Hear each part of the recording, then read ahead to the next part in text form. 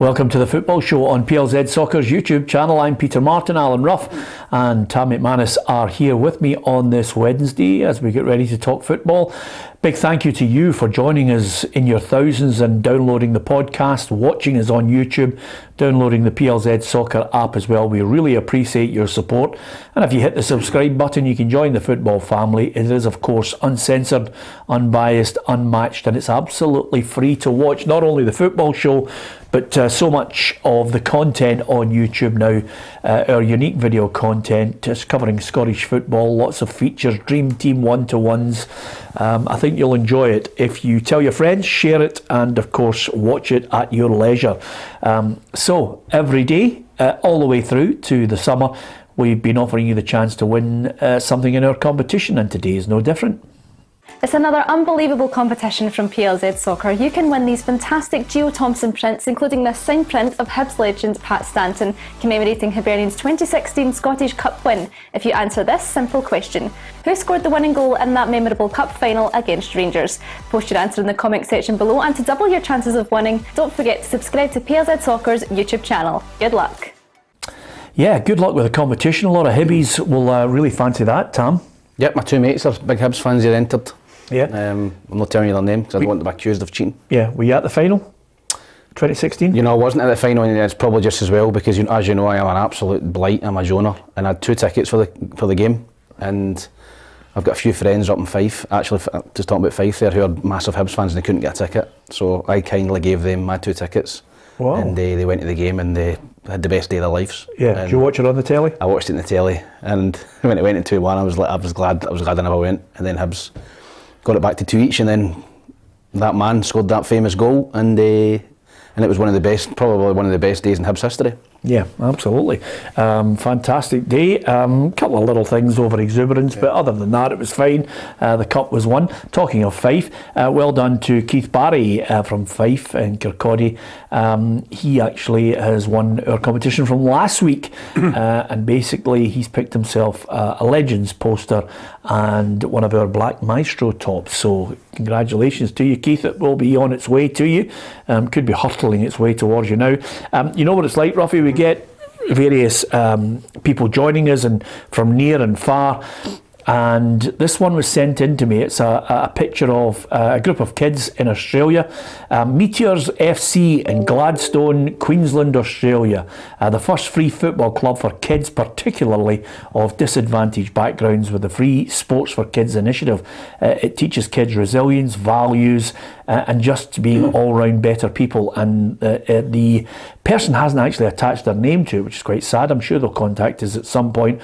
But says Motherwell FC is our favourite club in Scotland, as their club are so caring in regards to the local community. What a nice email that was that came into the picture. Never left her name there. It's a great picture, and as I said, Motherwell, they're right. Motherwell are a great club in the community. You know, they really look after their fans, and yeah, it's always good to see kids out enjoying themselves playing football. Yeah, absolutely. Okay, we always like to see kids playing football. We like to see them out there playing football in their favourite tops, but at £70 and £90, I think the new 150th anniversary Scotland top is proving to be a little bit costly for some.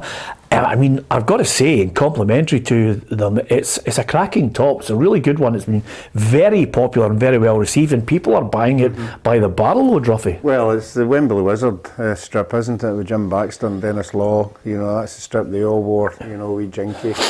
You know, so I would think an older sort of a group would be into that, but I'm sure younger people wear it as well, and it's good that they brought something out, but it is a bit steep. I think everybody said it's a bit heavy. Yeah, I'm getting a bit of flack for it as well, but 90 quid is hefty. That's, I mean, I can remember the days where you could get the full kit, you know, for like 20, 30 quid. I used to get all my strips for Robert stores in the Trongate. You remember that shop? Yeah, I remember that, yeah. I used to get all the foreign strips in there, and my mum and dad used to take me down and get me to pick a strip, and as you said, me and my brother could get 2 strips, full strips for 90 quid. I think they're taking advantage of how popular it's been.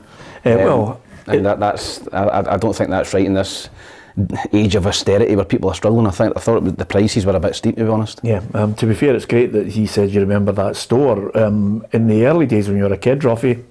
And I have to be honest with you, you know, I don't think there was too many people who could go to anywhere in the 70s, the early 70s, and think about getting a strip. I can remember the one strip that I absolutely would have loved to have got a hold of in the early 70s when I was out the front playing football was the Ajax one with the red stripe right down the middle of it. That was iconic. My first ever strip was a Deirdre strip for my Christmas. I don't know why my dad got Is that it. right? He must have Was just your got dad punishing you? He must have got it. Sorry, Airdrie, I'm only kidding just in case people from Airdrie are sensitive. He must have got it off the Ragman or something like that. You know, he Yeah, must have oh, got aye, it. you will. Have that one. Aye, yeah. Don't forget, Ruffy's got his own Twitter account. You can fire right into him. Somebody come out to the pub selling them strips. Yeah. I used to get a few off my dad. Well, anyway, that's the days when you could actually get into a shop and get them, but a wee bit before there, a wee bit of nostalgia for you. What was your favourite strip? What was your first one?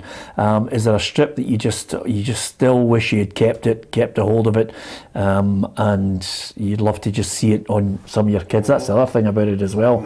Some of them are absolutely vintage. We've got a few things I want to get the guys' thoughts on. Let's not forget we've got the quiz on the day when Mesut Ozil retired from football. He's had a good career and some unbelievable winners' medals that he can brag about. Of course, the World Cup with Germany in 2014 as well. How many caps does he have playing for Germany? I'm going to take a guess at it. I'll go 104.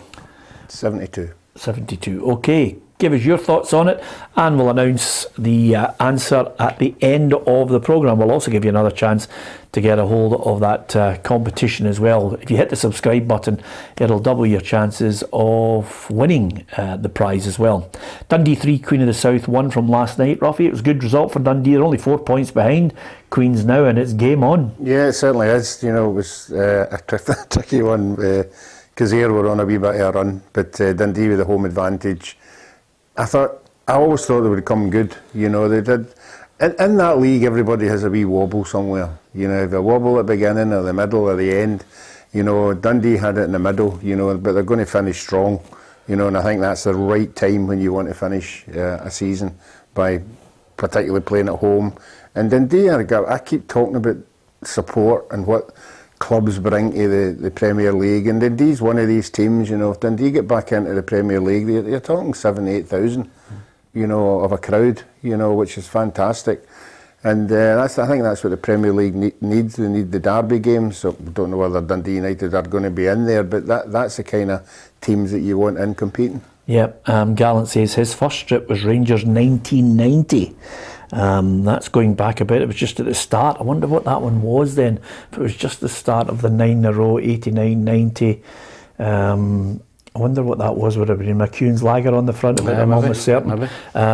Yep, I remember that strip well because my flatmate never had it off. He just decided not. I think he just decided not to wash it. Wore it every day as pyjamas. Lots of people. My first Celtic strip says Errol 1971, Ruffy, and Ian says you can get 2 Brazil tops for 90 quid. It's a very good point actually, and they're belters too. And James says got Rangers European Cup winners cup top. So there you are. Lots of people just talking about their favourite 1975 first Celtic strip was Tony. My favourite strip was Borussia Dortmund 1996, the one with Lambert wore in the final. One up there in the corner? Yes. Yeah. That was my favourite strip. I had the full strip of that, and that was at Lambert. That was in one. I think they beat Juventus in the final, or the other way about. Yeah. Karl Heinz Riedler up front. Great team. Matthias Sammer, Stefan Schappies. I could rhyme the whole team off. Dortmund, great team. Yeah, but actually, Lambert not get man of the match for marking Zidane. It was actually like, I don't want to. There was a question on Mastermind the other night, and it was Paul Lambert. Yeah. And the question the boy was answering. In fact, I was going to phone Hugh because there was a boy on it. He was a sort of a graduate university, whatever he was. Was he specialist subject? Borussia Dortmund. Was it? Is that right? And, you should have phoned Hugh. No, I didn't. Until he came up to the seat and they told him who he was, and then he went with specialist subject and he went Borussia Dortmund. I went, I hope Hugh's listening. Yeah. You know, but can I ask you this, just as a side, just a totally, I don't know if Tam, would you watch Mastermind? No. Do you think so? Well, I just thought, I don't know why. Sometimes I'm just wide of the mark. But Was it on after neighbours? on Mastermind and University Challenges, do you sit there and if you get one right, you go, oh, yeah, dancer. Only if the subject that they pick, if they pick a specialised subject I know nothing about, Yeah. but the general knowledge, you like to get. I like to chase. What's your chase? Some of you with the pop quizzes, you like tune in and hope and get a couple of pop quizzes right, Yeah. you know. But A couple. Chase. You watch the Chase? Chase is good. Yeah, my wife likes that I've as got to well. watch. I've got to watch Mastermind because University Challenges on after it. Yes, absolutely. Yeah, Watch that, absolutely. Yeah, I watched that too. Peterhead. Dados. We were in the studio on Saturday, know. and again, Ruffy, you said that you thought David Robertson should have a contract extended by 3 years because that's the way you are. We were in the studio on Saturday, and as soon as it hit 7, the two of us just looked at each other and went, "That's a sacking." And sure enough, after the 5-0 gubbing by Falkirk, it is a sacking. He's gone. 12 games. I know, but 12 games. That's shocking. I think that's poor. I think he's came in. They've been bottom of the league. They were getting a tanking every week. Yeah. They've still got a chance of staying up. I think Clyde are maybe 3 or 4 points ahead of them. I don't know. It's quite tight at the bottom. You know, I think they should have gave up at the end of the season. But that's saying now, and they're their third manager now. You know, and they were poor. You've got to give guys time. He's got to get time to try and. Well, Jim do McInally was something. there, I think, for 10 Yeah, he was years. there for ages, and David Robertson came in with 12 games. Maybe that man management didn't work at Peterhead. It worked in India. Eh? It worked in India. Well, to be perfectly honest with you, 12 games is, I agree with you, Tam. It's now getting a bit ridiculous in the whole situation, you know. But, and again, ironically, I read Willie Miller in the Daily Record this morning give Barry Jobson the job for the long haul, back him, you know. But you kidding? Aberdeen can't go a full season without sacking a manager at the moment. That's the way the whole thing is going. You've no time. You've got to go in and hit the ground running. Yeah, I mean it's a pressure pot now. And the thing I notice more than anything else, if the fans turn on the club or the manager or whoever, that's a real warning sign. And it's happened at Aberdeen, obviously, with the Darvel carry on and everything. So, no, if you're a manager there, you've got to go on a run. You've got to go on a decent run. I'm only talking about 3 or 4 or 5 games without getting beat, or everybody's going on your back. Yeah, absolutely. What about, I'm just going to read out Scottish Robbie Tamkin says, I had the 1974 Ajax strip. I wonder if you had it in 1974 though. You must have made a journey somewhere because I don't think there was too many shops selling foreign tops in 1974. No, Robertson, Greaves Sports. Not in 1974. Well, I used to work in Greaves Sports. Yeah. I was part-time with Thistle, yeah. And Yeah. we had foreign strips then. In 1974? Yeah, Sandy Greaves had every strip, and I think if you go into Greaves Sports just now, it's what they specialise in. I mean, you come upstairs to Sandy's. No, I know and that. see all the stuff. But I'm not sure 1974, Ruffy. I would have thought so, yeah. Well, we're going to ask him. We'll need to ask him and see if in 1974 he had them. But quite a few people putting out their favourite strip, the first one that they had. Barry Robson, long haul. I don't even think he's going to get the main manager's job. I think he's going to be made number 2. How can you not give him it if he keeps winning games? How can you not give him the job? This is. I just think if he great result on Saturday. The only real blips what Celtic away from home who are very good this season, you know. But if he finishes third this season, they're only 4 points behind Hearts. Yeah. If he finishes third, he's got to give him the job. It cannot not give him the job. You can't not give him the job if he finishes third. Surely. Well, I think they're conducting the interviews this week. He's going to be. But I don't think if you're a manager coming in, you would want him as number 2. Why not? Because he'd be creeping about for the job. Yeah. No, I mean, he'd be Yeah. I know exactly. I know exactly what you're talking about. That's some managers. You might bring your own assistant in. Yeah. I think if you're a manager, you wouldn't want him kind of creeping about and. Yeah. Bang, job. So you think he's going to get it? I think he's going to get it. I think Barry will get it. Who would you take if you were the manager? Who would be your assistant? Oh, if I was a manager? Yeah. Don't know if he'd be too happy. Stuart Taylor would be my assistant. Yeah. The ex-Hamilton manager. I'm good pals with him, but there's no way he'd be my assistant. Just because of the whole knowledge of it. And I know him very well. I played with him at Airdrie years and years ago, and I've known him for years and years. And he signed me for Limerick, and I know him well. But there's no way he'd be my assistant. There's no way he'd call me gaffer. Yeah. He'd refuse to do it. What about yourself, Ruffy? I never really had any pals. There's nobody I would say, right. Who was your assistant at Glenafton? My pal, Kingy. You met Kingy, my pal. Yeah, can't have Kingy, by the way. He's a nutcase. Oh, no, that's what kind of manager I need. You know, but no, I love Who's your assistant at football. Glenafton? Andy Dunlop. Yeah, but what about What about Jackie or Tony? They were your pals. I know, but they've all got decent jobs. They're not going to leave their jobs to come. Right, work okay. with me, you know. Come and marry.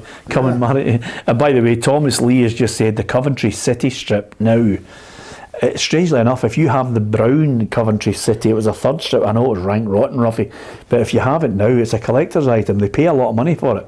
If anybody had original, it was so rare and just outrageously. I liked the Man United strip with the wee lace. Remember the lace? Yeah, I've got that. Remember the lace? He had the green and yellow one, and they had the red one, and it was Umbro. No, was it no yellow and brown? No, it was yellow and green. It was yellow and green. Yellow and green. Yellow and green. It was sharp. The original. Another one was Parma. Parma had the same.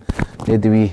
Yeah. We had a good team. And then, as I mentioned to some of the boys the other day there when I was playing for Dukla, and then Francesco Totti spoiled it for everybody. Oh, the Kappa tops. The tops just started being really tight fit, by the way, Ruffy, and if you're carrying a few pounds and you're running out there for the match, you're like... My last club I played with in Limerick was Kappa. And not good for you? No, absolutely get not. Under Armour underneath it and try and get Spanx. The colours the strips are wearing the way back, people will be going, what? Was it Fontina came out in that purple strip? Yeah. That's what the violet. Yes, I know, but everybody go, wow, now the colours of the boots and everything, they're all... Yeah. I mean, imagine you walked in, I know you, but my era, if I walked into boots with dressing in a pair of pink boots, I get slaughtered. Yes, I know that, but it doesn't. The colours don't really matter now. But the other good thing about it, as soon as you mentioned that there, I automatically thought of Batistuta. Did you? Fiorentina. What a player he was. He was absolutely fantastic. SFA are going to call in VAR specialists apparently to operate the technology, obviously with this controversy that's going about at the moment, Ruffy.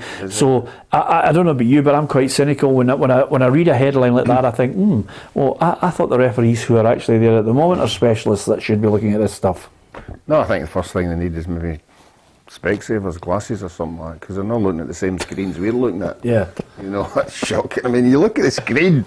If Constantine puts his hand up and the ball hits his hand, what kind of specialist do you need to analyse that?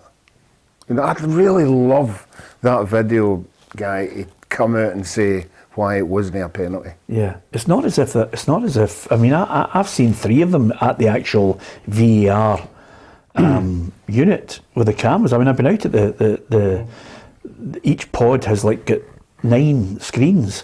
You've got angles, different angles on it, and then. You know, you've got somebody who's just saying, pushes the button and goes delay, because they're looking at this. The referee holds everybody and they have a look at the angles. And I just don't know why. I just can't work it out. I think that there's 2 or 3 of them working. The clear and obvious error one, where it's got to be a clear and obvious error to overturn it. I think that some referees maybe in the booth or in the studio, at the VAR studio, are maybe reluctant to overrule the referee on the pitch because it's maybe undermining them a wee bit. If you know what I mean, they would be happy to go with his decision. If they weren't sure, they would just go with the referee's decision rather than tell them to overturn it. Maybe I'm miles out it. But they just deal with the VAR will deal with factual situations, and then the only other aspects of it is they'll say, have a look, potential handball. What do you think? And I think the way it was working in England, where the majority of the early days in English football, you know, Tam, there was a fair bit of consternation. It was poor. It was poor the first season down there. Yeah, and then they started just to settle down, and then slowly but surely they let the referee make the final call. But do you not remember the way back when England started getting it? All I remember is debating was offside. Whether it was somebody's heel, it was over the line, or somebody's arm. It's a thicker line. I don't remember debating handballs. You know, penalty kicks and all that. All I remember is, right, we're deciding whether that's offside, it's not offside. Was he in the box or was he not in the box? Yeah, but it's moved on now. They did actually have handballs, but the point is, quite simply, that they were letting the referee make that call more often than not getting always involved in it. They're trying to let the game flow and trying to just let him make those calls. But now it's, as ever in this country, you know, we're a nation of fanatical football fans, but by the same token, we always have what I call that classic conspiracy theory, that there's always somebody working in the background with a hidden agenda. But right now, if they've got to get people in, they better get them in quickly. And I think we just need to take stock over the summer. Well, there's undoubtedly going to be major talks about how we improve. Is it wrong that some people are saying we've got a sort of we've not got the real VAR, we've got a cheap version? No, it's not the case. It's the real, so that's just somebody's thrown that out there. Oh no, they've got good technology in there. We've not got enough television or not much cameras. Stuffy, how many angles do you want on it? I've just made that point. You know how many angles you need to Considine stop the ball with his hand. And I think the biggest noise up about the whole thing, and the thing that really annoys me the most, and it's why everybody's talking about it week in, week out, and I'll tell you, it'll come to the fore at the semi-final. It'll definitely be that Celtic Rangers game is going to be mayhem with a big call, and the other two league games as well. There'll be something that happens because it means so much, and it determines whether Rangers have a chance of silverware or whether Celtic go on and clinch a treble. Something is going to happen. I've just got this gut feeling that something's going to happen on it, and really the other thing that infuriates fans is the goal.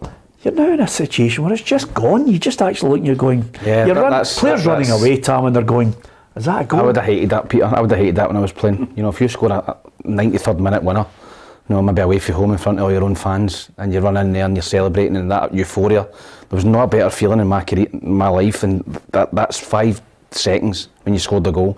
It was amazing, and that's getting taken away from fans as well. You know, fans celebrating a last minute winner, a last minute equaliser.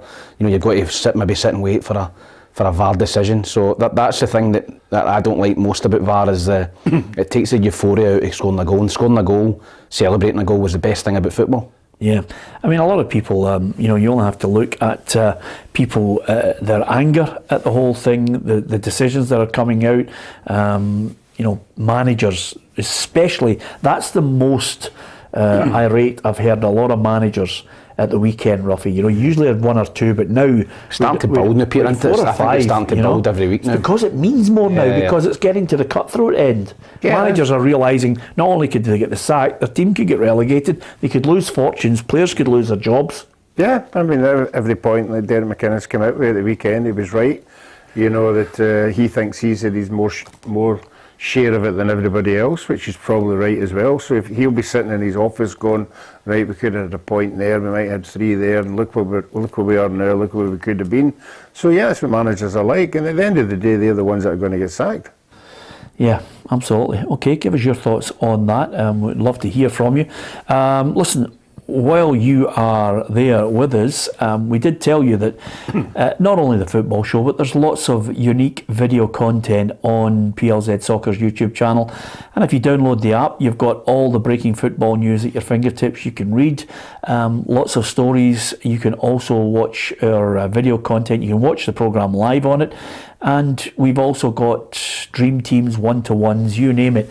It's not all about the football show, as you're about to find out. We did promise you that on Friday we'll be releasing a mini documentary, basically my story with David Martindale, the Livingston manager. We had access all areas for this fly-in-the-wall documentary, and I think you're going to enjoy it.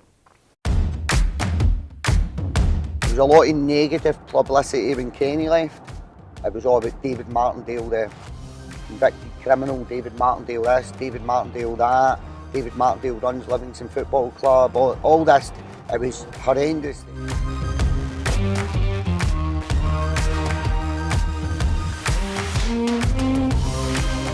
That's it, can we join in, can we join in, can we follow it? Right, I'm going to smash that camera, get out my face. I think the shelf life of a manager now, I think it's becoming idiotic, if I'm honest. I think the way football's going at some clubs, it's becoming a little bit embarrassing. You've got to have that discipline in your life. You've got to be willing to come into your work every day and work extremely hard. Every day is a day to get better. It's all the old cliches, but they're so true in football. I don't know about you, Ruffy, but I'm really looking forward to seeing it. I mean, he was brilliant with us. The PLZ team were out there from the minute he got up out of bed in the morning. It was a bit difficult, obviously, because the duvet come back and there's the camera. I'm joking. He got in his car, Ruffy, from Edinburgh. We followed him all the way through. He was there giving his access. Livingston were absolutely brilliant with us. The staff, the backroom team, everybody. Dave, the PR guy. It was absolutely fantastic and a great insight from him. If we were impressed with him here, you'll be even more impressed when you see what he was saying to us in the documentary. Yeah, I think most of the football supporters that watch the show, they don't have to be a Livingston supporter. I mean, to see what happens in the day-to-day life of a manager, it's not just turning up on a Saturday and hoping your team wins at the end of the day, but there's lots of things going during the week. Me and Tam will know, your training, what it involves and what it involves with a manager, how he's got to be organised, because if he's not organising players, sort of it's a bit of cheapskate this. So you've got to be on the ball, you've got to keep them active, you've got to keep their minds active. So yeah, I think it'll be a great viewing, because there is lots and lots of things go on at a football club apart from the football. Yeah, and I think over and above that, it's like the manager sometimes has to be a social worker with everybody. Yeah, I think particularly now you've got to be, you've got 20, 25 a first team squad there, and you've got to, everybody's different. Ruffy will tell you, you've got different characters. Some like an arm round the shoulder and tell them they're the best, the bee's knees, and some need a rocket. So you've got to manage all of that. Him and his assistant built the back room, kit room. They built another couple of offices for the analysis. Brilliant. I mean, they chip in with everything. They chip in, and as I said, look great there. The dressing rooms look fantastic. I've never been in the home dressing, I've been in the away dressing room a few times there, but it's being a manager it's a tough job, especially now with the pressures of social media. But David's done a fantastic job at Livingston. He really has. They're punching above their weight, and he comes across as a very, very honest guy who knows his football as well. Yeah, and we were able to go to hospital and get the camera extracted from our cameraman. It was difficult, Ruffy, but a wee bit of... He must have bottled it by you, Sean. Wee bit of Vaseline, and eventually we got the camera back, and it's still working. Yeah, I mean, you've just got to know the line that you're drawing in these circumstances. It was brilliant. No, well worth it, and it's released on Friday at 5 o'clock. I do hope you enjoy it. It's a great insight into a manager, his thoughts, personal, family life, Livingston itself, the job he does, the preparation for that game against Ross County, and it always helps, Ruffy, when you get the perfect ending to the documentary as Livingston 2, Ross County 1. Yeah, I mean, that's what you want. You want something like that. You want to see everybody smiling at the end of the day, and certainly when you win a game, I think it's a great atmosphere, as Tam will tell you, in a dressing room after a game when you won. Yeah, absolutely. And Davey rightly pointed out that if he loses a game, even the dog knows not to approach him when he gets in the house, so they can sense something's not right. Thanks very much to so many of you just pointing out some of your... Maybe you're right, Ruffy, I might have to apologise here. John Johnson says, "Hi Peter, Ruffy and Tam, I love the show. I got the Dukla Prague top from Greaves in 1974. My first strip was back in 1968, a Celtic Apologise, top." Alan. Well, Apologise, Alan. Sorry, Alan. That's okay. But do you want to tell you something? Honestly, you know what it's like? This is a show where we've got an opinion, we have a bit of banter. I don't even think John's talking sense here. I think you two are at it. I can't wait to speak to Sandy Greaves to see if 1974 you could buy foreign tops. Yeah, well, Sandy, Did you see he worked in Greaves? Sandy was only a boy then. It would be his dad that would be the boss. Yeah. Sandy used to come in for school, and but no, the Greaves were miles ahead of everybody else, and then your man came along. Robert and Stow's the two of them had it between them. No, I used to go in there and sign New Scotland strips that come in just doing wee appearances. You said you worked? I worked, and I was part-time in the early days at Thistle. I was in there, I did, I think, 3 or 4 hours a day. So you sold the jerseys twice then? I'm happy with that, Tam. You happy with that? Yeah, absolutely. I could tell he was breathing heavily, and I thought there's a gag coming, and he got it in there. I'm happy with that, Tam. Well done. John, Dukla Prague, what a top that was. But as far as lots of people saying, really looking forward to David Martindale. Obviously, there's a few people at the wind-up here doing the usual, which is battering him. But listen, he's thick enough skinned to take some of the flack, but he was very, very honest. Does he say Tav does what Tav does? Documentary, no? No, he doesn't say. Sorry. He doesn't Sorry, say mate. that. No, but I'll phone him and say, "Is there any chance you could dub that in for us?" International weekend. I'll tell you what's great about the international weekend is, Lyndon Dykes. We thought he was going to be out for a while. Suddenly, that bout of pneumonia, it was a real worry. But he's back, and I think even the medics are surprised how quickly he got back, Ruffy. Yeah, it's not something that you want to hear anybody's got. Obviously elderly people don't suffer or don't usually come back from that kind of thing, but he has, you know, it hit him very, very quickly, you know, but no, I think he's a big player for us, you know. I don't think he's a terrific goal scorer, but he gives you a bit of oomph up front, you know. He lets defenders know that they're in a game, and I quite like that, but I would really like us to have somebody up beside him, you know, that is a goal scorer, you know, let him do all the donkey work, and then somebody gets the goals. But again, you've got to change your formation to do that. I keep saying it all the time, when we're at home against teams like Cyprus, we should be playing with 2 strikers. Yeah, well, Dykes is back and we're delighted to have him. The doctors and the specialist was quite shocked how early that I'm back, being involved. Even myself a little bit shocked, but I was happy to get back out. Obviously slowly build myself up because I didn't do much for so long, and I just eased myself back in, and then ended up obviously getting a few games with QPR, which was great, obviously, before coming luckily enough to get chosen to come with the Scotland boys. Yeah, they might need him at QPR, but nevertheless, I do like him as a player. Yeah, listen, I remember seeing him at Queen of the South up front with Stephen Dobie, and they were a great partnership. And listen, he earned his move down there. Went to Livingston and then went down to QPR. So no, he's worked, he's grafted his way to the top. You know, he came as an unknown young lad from Australia. So I think, as Ruffy says, he gives you a bit of presence up front. He holds the ball in, he messes defenders about, he lets the better players up there give them more space. So I think he's become a vital player for Scotland up there. Yeah. Are you confident this time around, Ruffy, about our chances of qualification? Yeah, I think he's got a pool together now. They've been there for a while. You know, the nucleus of the pool's there.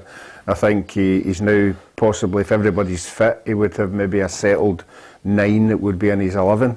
You know, so that's always a good thing. I was a wee bit alarmed when I saw that stat that there's only 2 home-based players in the squad. Is that right? In our squad? Well, why are you alarmed by that? Well, I know their league isn't particularly good, but there are certain players, you know, that are at good teams that should be given a shout. I don't think we should be going down to England all the time. Why? It's a better standard in there, Ruffy. Well, everybody says that, you know, but it doesn't guarantee 11 players that are going to... And don't ask me who would you have in, because I'm just thinking at the back of my mind who I would have in. It's changed days, Ruffy. I know it is, I know. I don't think it matters whether they're Anglo-Scots or not, do you? No, it's the level you're playing at, and listen, I think there's no doubt about it, the English Premiership's a better standard than our league. Yeah. And even the English Championship, you know, is a better standard out with Celtic, Rangers in our league. So yeah, his opinion is based on the fact that he was playing for Partick Thistle, which was great, and he was the anomaly that somehow managed to be the Scotland #1. Not somehow, I mean, he was top drawer, but the rest of at that period that Ruffy's playing, it was Dundee United, Aberdeen, Celtic and Rangers were getting, you know... Europe, they were doing well. And Aberdeen and Rangers especially. Aberdeen and Dundee United, not so much Celtic. Yeah, but there wasn't as much a gap back then. The gap between the top clubs in England and the top clubs in Scotland now is astronomical. You know, it's massive. Yeah, but listen, well, we've got Cyprus, then we've got Spain on the Tuesday. I think it's important we get a good Scotland team. I think it's good for the country, because I don't know if you would agree with me, but I think a lot of people are now phased off international football and they want to support their club. I think there are more club supporters than there is supporters of Scotland. I think that most of the support of Scotland comes from up north, you know, where their teams aren't successful. But Rangers and Celtic supporters are more interested in being in the Champions League and winning leagues and winning cups. I think, I mean, I can't argue with you, I can't dismiss your point out of hand on maybe Rangers and Celtic fans, but I think there is a huge group of people who want to engage with Scotland, providing they know that their games are winnable.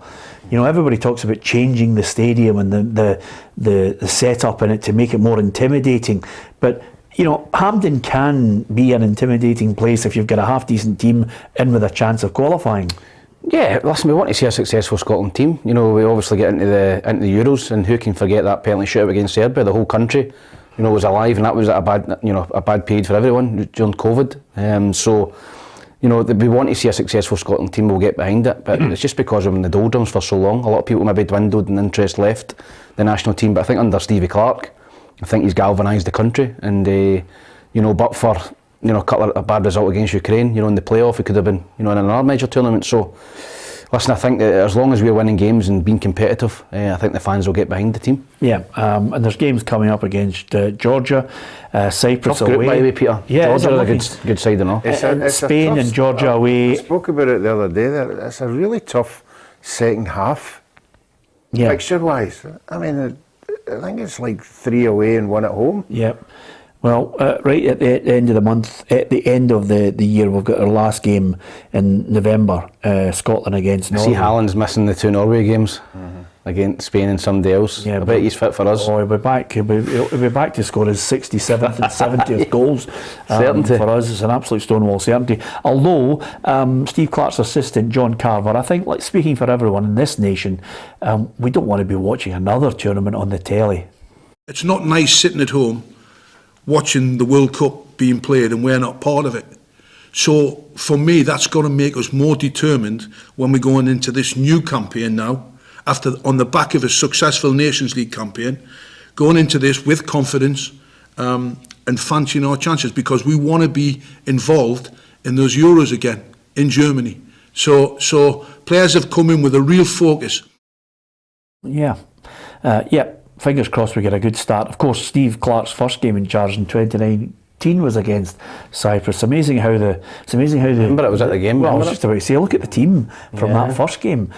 Marshall in goal, Palmer, Gallagher, McKenna and Taylor, Forrest, Jack, McGregor and Christie, McGinn and Naismith. Oh, how things have changed. Yeah, I think Ollie Burke came on and scored in the last couple of minutes. I'm pretty sure he did, because I think I was just outside the stadium and I heard the roar had left. But yeah, I think there's no doubt about it. We're a better team now. We're better players in it than we were back then. But that just shows you Stevie Clarke, even back then, it wasn't perfect, but he ground out a result and got a win. Yeah, Kenny Dalglish actually shares your view on that, Tom. Yeah, but also if you look at the squad pre-Stevie coming in and look which players they had to pick and which clubs they played for, I think you'd see the quality of the clubs that the players are playing for now are much higher than what they were then. So they've obviously played through some Scottish Premiership games and they've been picked up and they've gone to several clubs, England, even abroad. So I think the standard of the people that are in the squad now are playing in a, with all due respect, higher quality of a league than what the Scottish Premiership is. Yeah, King Kenny still looks in good nick, Ruffy, Brilliant, your yeah. old teammate. Still golfing nearly every day. Yeah. It's a bit of golf on you. I was just about Oh, to say, very don't- good golfer. I think Is it's it? off about 8 or 9, yeah. Does he putt for 70 yards now? No. have you played against him lately? I tell you a Kenny Dalglish golfing story. Yes, fire away. Richard Keys. I remember Richard him. Keys. Hairy Hands. Hairy Hands was boasting to Kenny that he was a better golfer than him. So Kenny says, well, I'll take you up to my golf course and we'll see who's the best then. So they're standing on the first tee at Kenny's course and the boy said, Keys says, a couple of £100 longest drive. Kenny says, I'll take you on a couple of £100 longest drive. So the boy Keys puts his board down and he whacks it. Must have been about 250, 300 yards, and he went, don't suppose there's any point in you hitting your shot, just gaze the money. And he went, no, you're not going to win this one. He says, the first hole's down that way. Brilliant. Yeah, just the type of thing that Kenny would like as a wind-up. Of course, we did mention there, and I think if it's a better squad now that Steve Clarke has at his disposal, he's certainly given us some really good moments, and I think a lot of the nation is right behind him. I've got a lot of time for him. I think he's a good coach. Certainly the perception of him being dour and dull are so wide of the mark. Even Ali McCoy thinks they should give him an even longer deal. I've always said all along, if you've got a happy squad of players, doesn't matter whether you're an international team or a club side, if you've got a happy group of players, you've got a far better chance. Doesn't guarantee success, of course, but you've got a far better chance. And that's the one thing, looking from the outside in, he's got a squad of boys that are really keen to play for Scotland and really keen to play for each other. And I think he's doing a fantastic job, and it would just make common sense to me that if he wants to stay, let's extend the contract, absolutely. Okay, let's go early and make a mental prediction here. Are we qualifying? Oh, there we are, eh? No. No, we're not making No, it? I don't think so. I think we've landed in a really hard group. I think Spain will win it. I think you've got Norway with Haaland, a different animal, and we picked up Georgia, who are a very, very good side. Improving. One of the most improved national teams in Europe over the last couple of seasons if you look at the results. So I think we've landed in a hard group. I hope I'm wrong, Yeah. and I hope we do finish second behind Spain, but it's going to be very, very hard, I think. Yeah, by listening to you there, I thought, I wonder if we could finish fourth. Ruffy? Do we get anywhere for third? Are we right out no. yet? There's no like second. best, no the best of the best third places. No. Yeah, no, it's not. It's not No, like the no. World Cup where I everybody think qualifies. best runner up. We've got to finish best runner up, isn't it? Yeah, I think Norway's the big one. Yeah. You know, I think they're the ones. But I'd like to see us get into the first game against Cyprus and having a convincing win and get everybody up. Yeah. You know, for the Spain I'll game. tell you one thing: if we won the Spain game, which is a tall order, Well, they're in a bit. we'd all be going mental. They're in a bit of transition, aren't they? Spain. Are See they if we beat Spain, you'd be like that. Here's 90 quid. Yes. Get me one of those 100. Spain on transition, we're going to wallop us. Yeah, get us one of those I don't think 150th anniversary We're not getting tops. walloped by anybody. What? I think he's got them organised. He's Yeah. got them organised not to get run over the top of. You might not like what you're seeing, but we're not going to go into games and get beat 4-5-0. Well, I must admit, in Steve Clark's side, I haven't actually looked at a team and thought, oh, it's dull, it's dour, it's not playing the way you want to. They make a go at times and they give it a go. So I haven't really thought of him being negative. I think he's very pragmatic in the way he approaches it. But now that you've said that, next Wednesday's programme, Tam, Just replay that. talk us through Spain 6. Do you think it was offside? Should we have looked at VAR for that one? That's good. Can The come wee back problem on them. with Cyprus is Cyprus, all their players are playing abroad now. Yeah, they're improving as well. They're all over Europe, you know, so they're not So- just an old style Cyprus team that you would go and thump. Do you think we'll finish 5th? No. You, a barrel of confidence.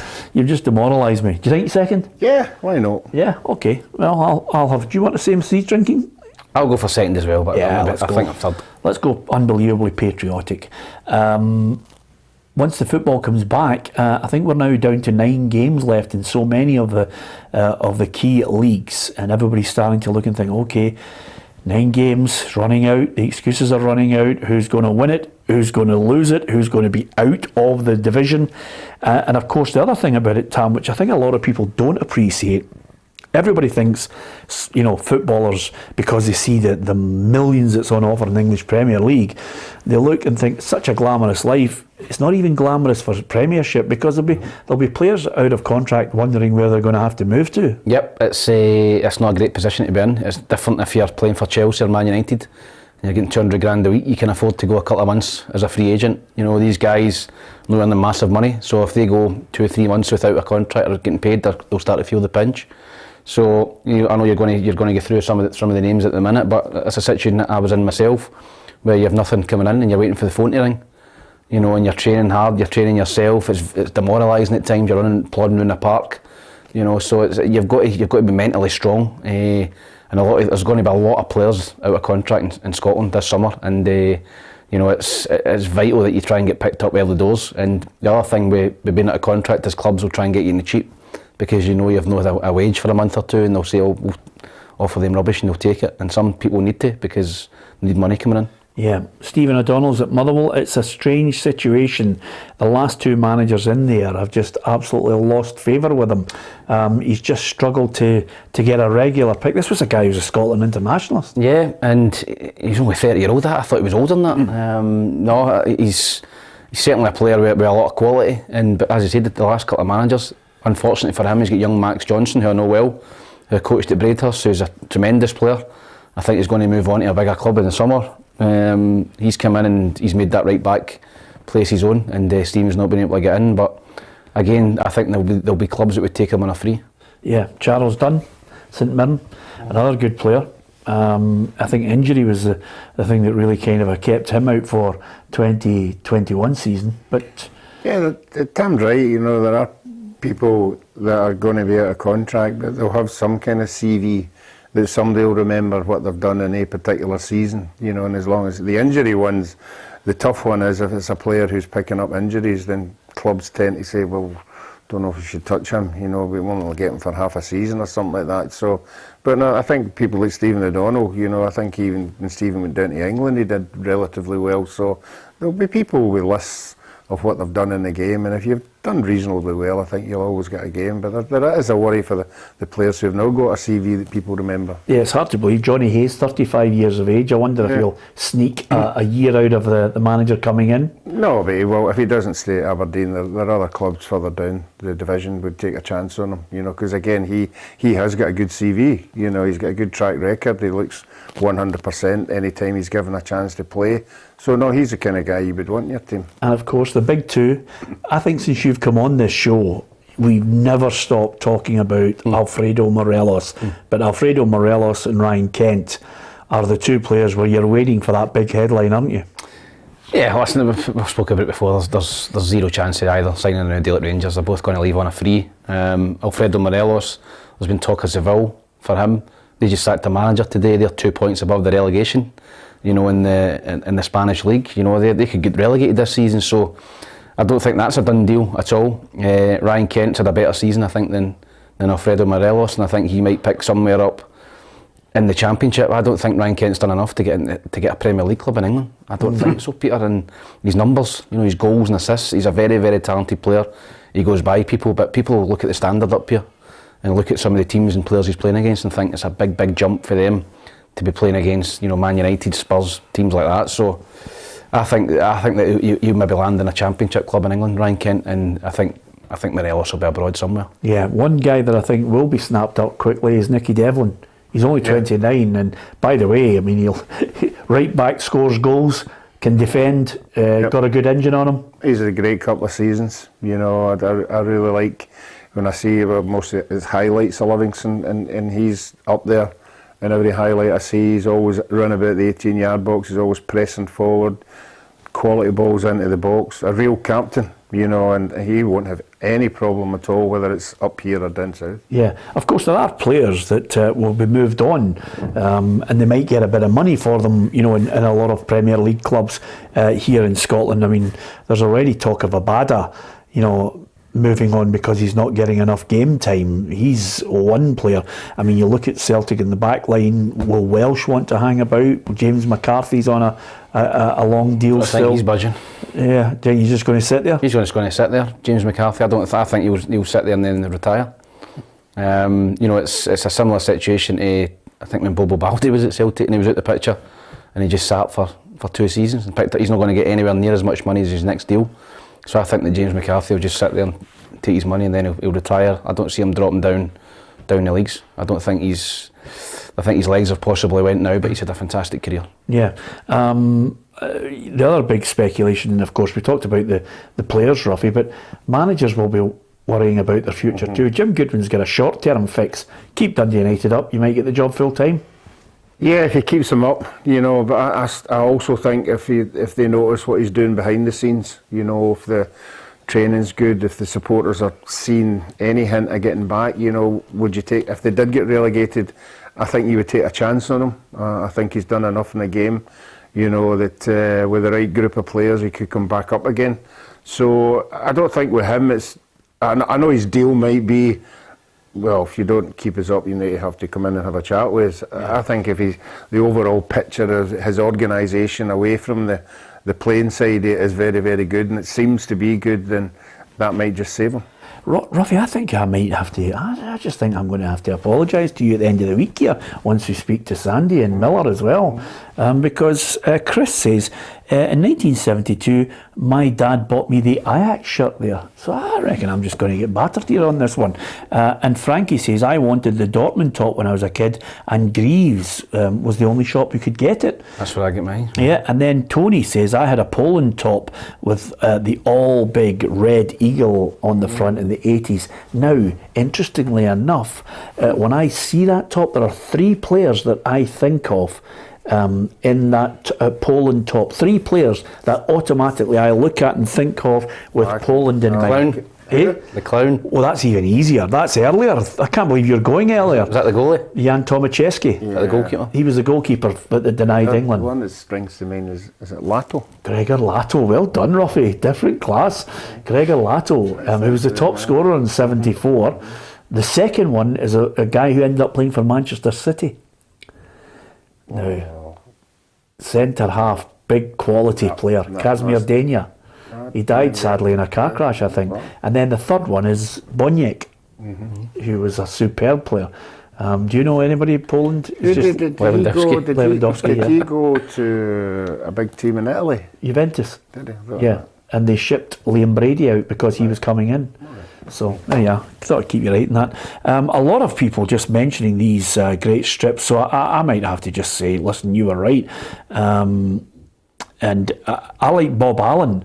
Bob Allen says, my first strip was an unbranded blue jersey. My Auntie Betty sewed the Rangers badge on and my granny knitted the socks. The late 1960s. Now that tells me Bob, like every other family in the late 60s, didn't have a lot of spare cash for strips, so your mum or your granny or your aunt made them. But the one that the Rangers won the cup in, I remember that, it just being a blue jersey with a badge on it. Yeah, it was a huge badge. A huge badge with a basic, just blue. Yes. No, there wasn't any trims or anything like that on them. Yeah, the only variation usually in those days was the V-neck or the round neck and things like that. But the blue one had the big giant RFC on it as well. I think they do some great retro ones on it as well. My mate, says Chris, had a famous Brazilian top he got from Ruffy one night when they were drunk. Wow. That's Zico's. Chris, could you return that, by the way? Because the worrying thing was that it was last on one of your daughters. Yes. And now Chris has it. So, Chris, if you could return that, just maybe... Shocking, isn't it? You never kept hold of they too. I know, I can't believe you, by the way. You could be a millionaire right now. Imagine selling Zico's top from that World Cup. It would be sensational. Shocking, I know. Yep, never mind, Ruffy. Leaving any sweat on it. But let me tell you, no, there wasn't for him, but there was for him. A beautiful jersey. The first one when we played them, it was that. It wasn't yellow cotton. It was like glitter. Yes, it was a shiny sort of fabric. Shiny fabric. Yeah. What year was that? Your first one? This is 77 you're talking about. 77, yeah. Yeah, 77. that was the shiny one. Yeah, but the one in 82 for me. I love the one in 82 so much because it just fills you full of what if the best side never to win the World Cup, that 82 Brazilian side. Is that fair, Ruffy? The shorts were what, up to there? Yeah. Their shorts are blue shorts. Socrates. Great. Different class. Absolutely. Thank you very much to so many of you who are mentioning exactly what top you were getting. It's always good to read that. I'll tell you one thing, Ruffy, before we go. We've got a few things I want to get your thoughts on, lads. Inverness Cali Thistle, Partick Thistle, big match. It's a massive match. The one a couple of, was it last year, the year before, 3 each. They scored in the last minute. And I keep saying Billy Dodds is getting his act together now. He's got a couple of their big players back. The boy Welsh is a big player for them. You know, he's back. So no, it'll be a tough one up there. And I keep saying Inverness and Wraith Rovers, although they're not in the top 4, they're going to have a big play in deciding, you know, who's going to be in that playoff place. And I wouldn't be surprised if either of the two of them got a wee run together. They would think they're going to be in that top 4. So, are you scared Morton do you in? I think Morton at home are really, really dangerous. You know, I think anybody would tell you that. But I think Morton's possibly one of the teams that might just drop it a wee bit. You know, but I still think Inverness have got something to say in the whole scale of things. Well, the worst thing you can do is come up against a side who've got guys in their team that can score goals, and Chris Doolan, a good goal scorer in his own time playing for Partick Thistle, is well aware that Inverness have Billy Mackay. It's not easy. It's hard to stop somebody like Billy Mackay. He's a tricky guy to nail down. He obviously picks up goal after goal after goal all season, and he has done for years.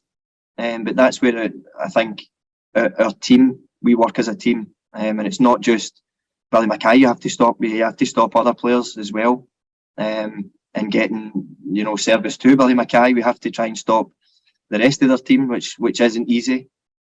So we don't want to take our too much focus on to just one player. We make sure that we don't take our eye off the ball in terms of the other good players that are in their squad. Yeah, I'm not sure if Chris was doing that in a sauna, Ruffy, or indeed his computer just needed a wee clean. Is that fair? Possibly. I don't think any commercial department and PR department has grasped what Zoom calls are all about now. It needs to be absolutely perfect. Yeah, the standard. Yeah. But it's just a wee blimp in it. So. Yeah. Blimp. let's add that one to yeah. We'll add blimp. It's a stronger thing than a blip. That's what Ruffy has. Okay, just before we go, guys, I think this is a particularly sad one, which is, I think Sky Sports have featured an interview with Kevin McNaughton, which is basically his battle with depression. And you just, from some of his tweets, it looked as if it was a cry for help.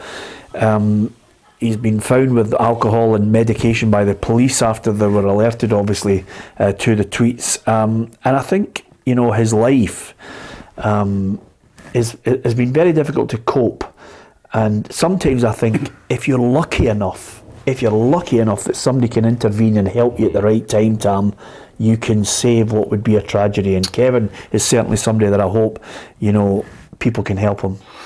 Yeah, I remember he tweeted the messages on Twitter, and actually was a private message to him to see if he was okay. I'm sure many others done that as well. I don't know Kevin, I played against him plenty of times when he was at Aberdeen, had a great career, but when you retire, there's a big hole in your life. You're in training every day, you've got the camaraderie of the guys, you're earning good money, you get the adulation of the fans, you're getting that buzz of playing in front of big crowds, and then one day it's all gone, and you've got to do something else with your life. So I think it's difficult at times for players when they retire.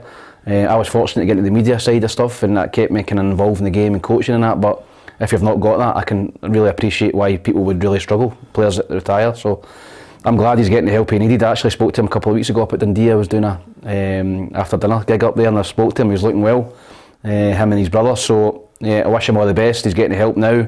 He's got kids as well, so I'm glad he spoke out. I'm glad he's getting the help, because that would have been an absolute tragedy if I think it was the police if they didn't get him in time. Yeah, absolutely. And even England's Ben Chilwell was commenting on it today, just talking about the stigma around men's mental health, and really putting out to people there the necessity to stop basically looking at men's health in a negative way. I mean, I've been talking to someone for a few years now, and I think the stigma around it is silly, really, especially with men in football in particular. I think, as myself, someone that has been talking to someone for a few years now, and just the way that it's helped me, I think it can definitely help everyone. And like I said, just the the stigma around it is something that is potentially needs to go. Yeah, absolutely. Because in your day, I think a lot of men, the attitude was suck it up, get on with it. Yeah, I think people have to realise that the footballers are the same as every other human being. They have pressures that they have to deal with. Whether you're in the team, you're out the team, you're not playing well, managers getting you stick, as Tam said, you're running out of contract, you're thinking about your family and how you're going to provide for them. They're the same issues that the normal guys got, and some people don't look for advice, and that's a horrible thing about it. But I think nowadays what we're trying to do now is we're trying to get people who think they're struggling a wee bit to go to somebody. There is somebody you can go to. In my day there was nobody you could go to, nobody would even speak about it. Now you're not going to tell me there's thousands of players away back in the old days were suffering from mental health, but I don't even remember anybody saying mental health. No. In the 70s. Nobody would talk about it, nobody would say anything about it. So you would think the amount of players that would be going away for training and having problems and having to deal with themselves when there's nobody to talk to. But I think the important thing now is there's people you can go to if you're big enough to go and say, right, I need to speak to somebody. Well, I'm delighted you said he was looking good when you saw him up in Aberdeen, because I really do wish him and his family the very best. Am I right in thinking, I'm almost certain Kevin is a really talented artist as well? He is. He paints. I think he's seen some of his painting on social media. Very, very talented painter. Seen him in the karaoke a few times as well. Maybe not as talented as a singer, but full of life. And as I said, it would have been an absolute tragedy. Him and a young family. If he wasn't caught in time, and thankfully he was, and he's getting the help he needs. But I would urge anyone, no matter what age you are, if you're having problems, issues, venting, go and speak to somebody. Absolutely, yeah. That's the best bit of advice. We talk about football, we talk about many aspects of it as well. I do hope you will tune in. Friday about 5 o'clock we'll release the David Martindale My Story. Is well worth you watching on PLZ Soccer's YouTube channel. I just think it's been a great access to a man who's obviously got ambitions to go to a higher level as well, but certainly he's giving his all for Livingston, and there's a little insight into his personal life as well and how all these things can affect you. We're all only human, as we mention on a regular basis in football. It's a sport we love, but it's not life and death. There's a competition. Here's how you can win. It's another unbelievable competition from PLZ Soccer. You can win these fantastic Geo Thompson prints, including this signed print of Hibs legend Pat Stanton, commemorating Hibernian's 2016 Scottish Cup win, if you answer this simple question. Who scored the winning goal in that memorable cup final against Rangers? Post your answer in the comment section below, and to double your chances of winning, don't forget to subscribe to PLZ Soccer's YouTube channel. Good luck. Yeah, good luck with that. The quiz, what did you say was your answer? 103 caps for Ozil. 72. 72. Okay, Mesut Ozil, 92 caps. Played for Arsenal, Real Madrid and Germany. He won 9 trophies in his time, which is good going, Ruffy. I thought there was a period when he was a really good player to watch. He won 4 FA Cups, the Spanish League title, and also won the World Cup with Brazil in 2014. I think the only downside was the tail end of his career at Arsenal, Tam. Is that fair? Yeah, he signed a big deal, didn't he? And then he was kind of pushed out with managers, and he kind of sat and took his money. Listen, I don't blame him. It's a short career. You know, you sign a contract, you're due to get paid. So he sat, and I think that soured his relationship with the Arsenal fans a wee bit. But there was a point when he was genuine world class. He was a fantastic player. Yeah, absolutely. Hope you enjoyed the show today. Hit the subscribe button, tell your mates, share it, stream it, subscribe to PLZ Soccer's YouTube channel. It's absolutely free to watch. From Ruffy, Tam and myself, Peter Martin, thank you for watching today.